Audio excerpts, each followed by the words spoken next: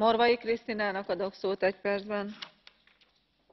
Köszönöm szépen. A szólásszabadság és véleménynyilvántási szabadság elválaszthatatlan a demokrácia fogalmától, hiszen egy demokráciában az érvek, ellenérvek összecsapásában, csatájában, szabad vitájában születnek meg a demokratikus döntések.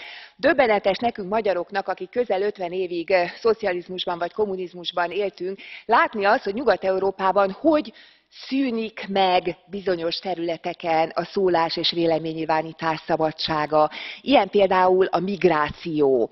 Büntetőjogi eszközökkel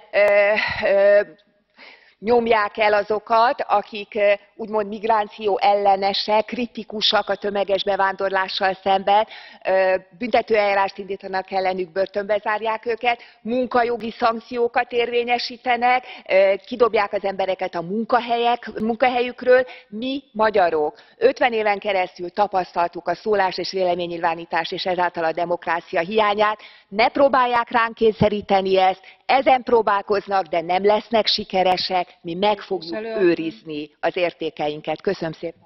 Köszönöm szépen én is. Polčák képviselő úr következik.